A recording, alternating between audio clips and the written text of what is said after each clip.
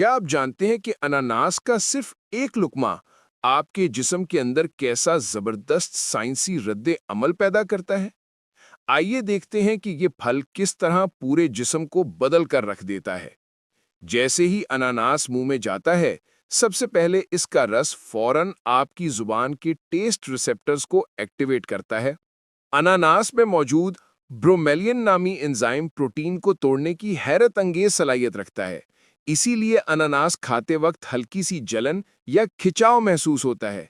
ये असल में वही साइंसी अमल है जो खाने की हाजमे की रफ्तार को तेज बना देता है। जैसे ही अनानास हलक से नीचे जाती है, इसके अंदर मौजूद विटामिन सी फौरन खून में शामिल होना शुरू होता है और जिस्म के हर खिलिये तक पहुंचकर एंटीऑक्सीडेंट की शील्ड बनाता है। ये शील्ड आपके दिल, फेफड़ों और दिमाग को फ्री रेडिकल से बचाती है, जो बुढ़ापे और बीमारियों की बुनियादी वजह समझी जाते हैं। पेट में पहुंचकर अनानास के एंजाइम्स आपके खाने को तेजी से तोड़ने में मदद देते हैं। यही वजह है कि अनानास को नेचर का डिटॉक्सर भी कहा जाता है। ये जिगर पर दबाव कम करता है, चर्बी के मेटाबॉलिज्म को तेज करता है और आंतों में सोजिश को कम करता है।